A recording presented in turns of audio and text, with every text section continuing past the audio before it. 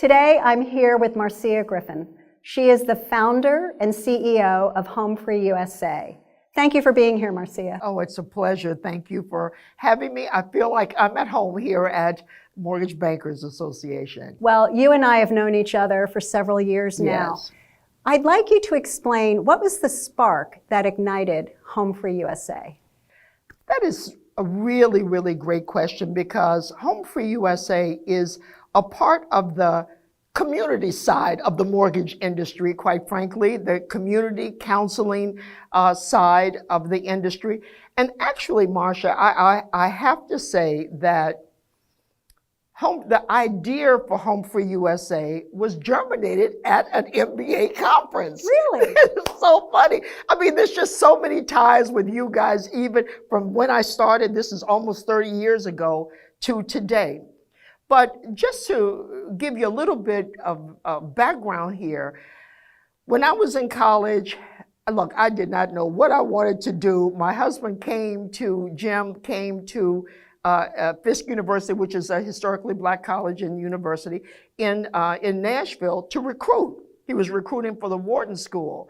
And we just got to talking about business and in school, and you need to come to Wharton. And I'm thinking, oh my goodness, I know my parents are not going to pay for this after paying for college. And we just decided that we could change the world. So we didn't get married till years later, but the idea really of changing the world, doing something significant to help people who don't have a voice, people who are economically disadvantaged. We just really felt that we could bring a lot to the table, because I see myself, quite frankly, as one of those people in terms of trying to find one's way, and the typical thing for women. We're always searching and trying to do better. Fortunately for me, I was able to meet a person who had the same idea. So, through the years, from the beginning, we decided, look, we were going to make a difference some way or another. We were going to change the world, make others better. And so through the years, we began doing a lot of interesting things, always very entrepreneurial. He's very entrepreneurial, so am I. And quite frankly, that led us to the Mortgage Bankers Association. We were at a conference, and this was in the late 90s. So at this MBA conference, this was the President's Conference, and the discussion started about how are we going to increase homeownership among people of color. Now, I mean, my God, we're still talking about this just today, but nonetheless, this was in the 90s, and this was in December, and I decided I was going to come back in January. I'm going to turn this around. This is exactly my calling. And at that point, I had a marketing firm. So I understood, quite frankly, the need for reaching people, reaching their hearts and minds, and getting them to respond and understand what they needed to do in order to change their lives for the better. So, from the marketing at this conference, at the MBA President's Conference, I came back in January. I started a focus group. I decided I'm really going to change the world now, but on the mortgage side. And really I felt, quite frankly, then and now, that our job is to bring the two together in a positive and profitable way, bring the industry together with the people who want to buy, with the homeowners who want to be able to keep their homes, with the Gen Zers who want to get into the industry. And so this is what I've been doing for the last 30 years. It's been up, it's been down, the typical entrepreneurial venture, but it's been wonderful. Well, I have to tell you about an experience I had watching you in action. Oh. So we were getting ready to start the Consumer Affairs Advisory Council, which you're a member of. Yes. This is going back pre-pandemic, so let's say 6 years ago or so. And I always look for you in these meetings because I always like to catch up with you, and your 10 card hadn't been picked up yet. In true Marcia fashion, you come in but you're about 10 minutes late, which is not like you. And you have the one of the people who are working at the hotel coming in with you, and you're digging out your business card, and you said, now you call me because I can help you. And you said, I'm so sorry, but I need to help him get with a housing counselor, and we're going to do that later today. And then you took your seat at the meeting. So I know this is a passion of yours. Wherever you go, you're trying to help people. And Absolutely. We need more people like you. You know, and I must say that people want to be helped. People, the average person, home buyers, the customers that your members serve, everyone wants to do better. The question is how. You know, in life we have to engage and be around people who can guide us, who can encourage us. I mean, I think for women, this is what we look for sure. And this is what counseling is all about. You know, it's about giving people the path that they need. If you actually want to become a homeowner, these are the things you need to do, and we're going to stand by your side. And of course, for your industry, your side of the industry, Marcia, our job is to ensure that when they get to a mortgage lender, that they can get approved. I mean, this is really what our work is.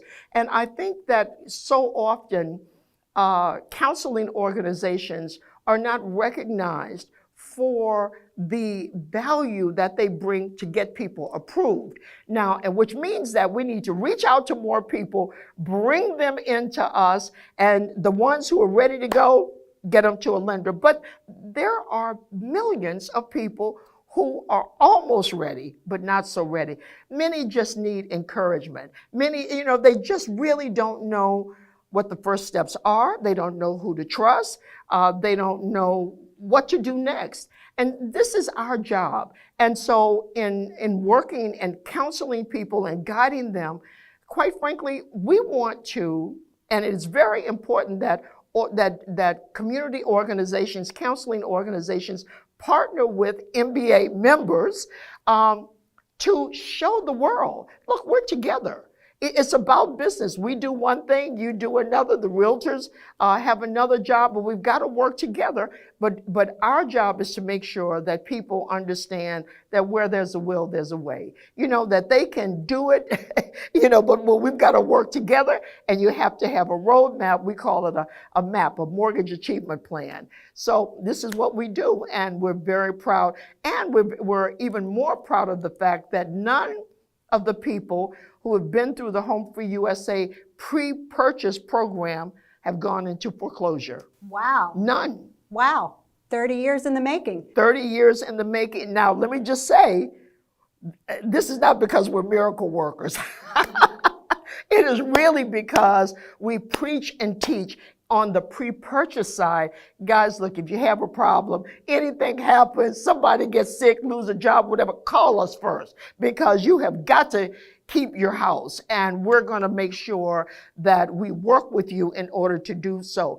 I must say, some people had to move, but they weren't foreclosed on. Right. And you know, they can, if you have to move and things are not going to change financially, you know, things will improve. And that's the message that we have. But you have to be real about where you are today. And we have to also be real about our partnerships, which is the partnerships that I have with many of whom are MBA members. You know, we couldn't do it without. We absolutely could not work. We've got to work together, because we, meaning the counseling organizations and the community organizations, we can influence the behavior and the thoughts of the people that the industry is trying to get to. So when we go together, you know, we can wrap our arms around, as I said earlier, the people who are ready today. They can go to your members, and then, of course, I'm a member too, but go to your lending members, go to them as well. But the people who are not so ready, they will go to many of the entities that are part of the MBA's Advisory Council. And we so love that, and just love everything that you guys are doing. Oh, well, thank you. So I'm going to pivot off of HomeFree-USA and more on Marcia. Mm-hmm. As you ventured in your career and then had that moment of clarity where in January you said, this is what I'm going to do. You had this marketing background, which clearly served you well. Can you describe any instance, learning, lesson, anything in your career that was a pivotal moment for you? Yes and no. Let me just say, yes, I've had many reality checks. You know, in starting a business, and especially as an entrepreneur, you sort of go in with your eyes wide open. Oh, you're going to do, you know, a million things and things are going to happen immediately. Well, we've learned through life and in business that things don't happen immediately. And certainly, for me, you know, I must say that in the first year, I launched HomeFree-USA. Our birthday is July 11th. So that's why I launched this, will be 30 years this year. Anyway, you know, I figured, oh my goodness, I'm going to work with all the churches and the people and this, that, and the other. And, you know, Marcia, quite frankly, I was just so energized by our work and what we were going to do. All of my messaging when I went to churches and did a lot of speaking, I did not remind people that they had to have a job in order to buy a house. Just come on in. Look, you want to do better, we can help you. Let's get our credit together. You know, we all feel the same, are on the same path. We need to work together. And then, you know, I tell you, in one instance, I was working with this huge church and, you know, getting people to come in for all of the classes and all, but half of the people didn't have a job. They were homeless. And I'm thinking, oh my Lord, you know, I have really missed the mark here. I'm going to turn things around and make sure that I'm very, very, very detailed. You know, to buy a home, you got to have a job, you got to have some income coming in, you've got to have some money saved or a means of saving money. So, you know, I learned a lot moving forward. You know, at the end of the day, I also found that I found the value of partnerships.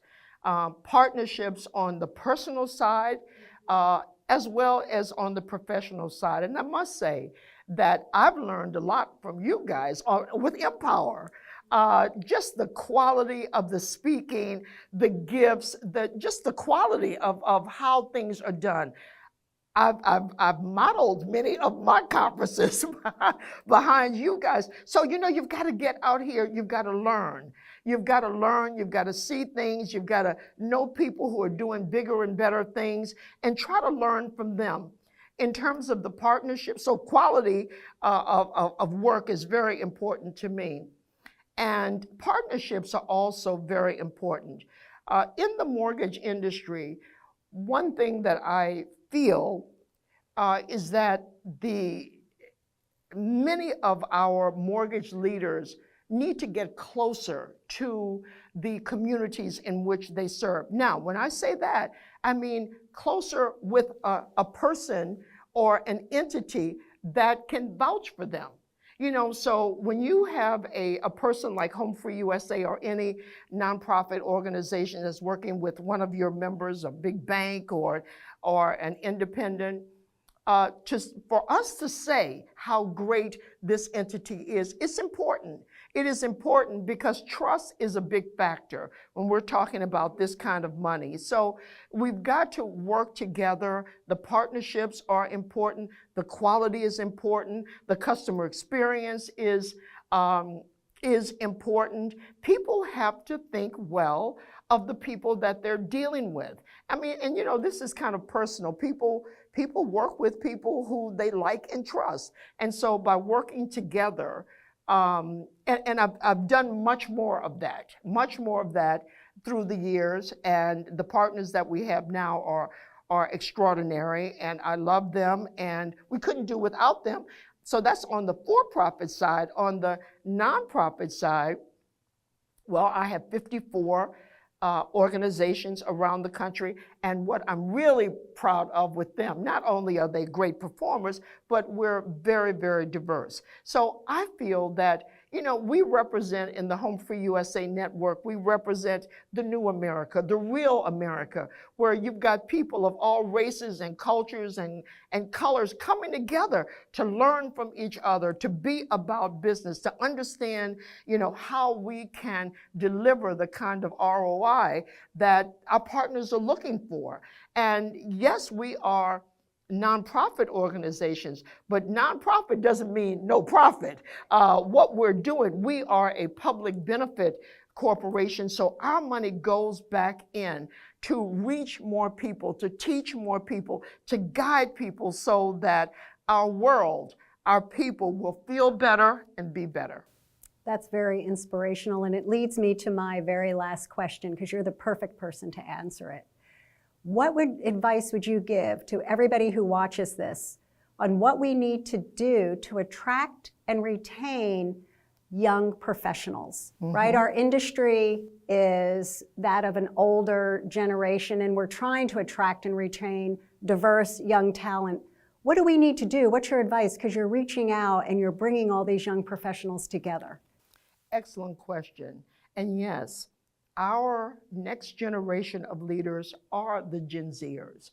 They are very entrepreneurial. They want to give back. They want to reach high. So in our work, which is called the Center for Financial Advancement, and thank you so much, the MBA, for you guys have been a part. I mean, you all have been a part of everything that I've done from day one. Even with our Center for Financial Advancement, you all were right there with us from the very beginning. Now we're at 17 schools. Wow. We started off with one, now we're at 17 schools, and we empower and nurture and develop close to 400 HBCU students. Those are the ones that are on a pay-for-performance, but we reach about 1,000 a year. Though they're not being paid, but they are learning. And so what does it take to reach these kids, these young adults? Because they hate for me to call them kids, but you know, they're 18, 19, 20-year-olds. Exposure. You know, they want to see people like themselves in positions. So we introduce them to just a myriad of you know, people and different who are high up, and Black people, white people, younger people. They want to see people like themselves who are in positions of power. They are very interested in working in our industry. They love the industry. They want to make money. Now, of course, one big problem that most of these guys have, and this is with, I think, probably younger people in general, they think money's going to just pop out, come automatically. Well, we have to work towards this. We've got to produce. We've got to be an important employee in a company. So all of this works together. So what do they need? They need exposure. They need encouragement. Many of the students certainly at HBCUs come from single parent households. So homeownership is really big for them. And Marcia, I will tell you that our very first Center for Financial Advancement intern, Nicholas Whiteside, he's become a homeowner. He worked here. Yes. That was first internship. He's a homeowner. Now we have so far 8 HBCU students have become homeowners by the age of 22. That's awesome. Yep. That is awesome. And it's just exposure, you know, exposure where they just want to do better. They need the guidance. They need the oversight and understanding about money and credit. We have our conference is called Money for Life because that's what they want. Our sessions during the school year, we have one that's called Never Be Broke. I mean, you know, so we come up with titles that would, you know, that's of interest to them. That speaks to them, exactly. And they are so encouraged. They want to know more. We want to, in our industry, in the mortgage industry, introduce them to more younger people, you know, people who are in their 20s and 30s who are not all loan officers who have different professions in the mortgage industry. They need to meet these young leaders, because that's going to encourage them to also become a young leader. We want more of them in this industry, and I can tell you they are ready, willing, and able to come on in and show you what they can do. That's, Marcia, first of all, I am so inspired by our conversation. I feel like I need to do more. And congratulations on all your success. I really appreciate, again, all of your support. You come to our mPower events. You come to MBA Annual. Yes, you bring Jim with you, and I've met your daughters. Yes. And I will say, if anybody wonders what happens to any of those leftover backpacks or conference bags that we have, we donate them to Marcia's organization, and all those students are walking around with MBA backpacks. They sure are. And thank Marcia, you. They're so appreciative, and thank you so much.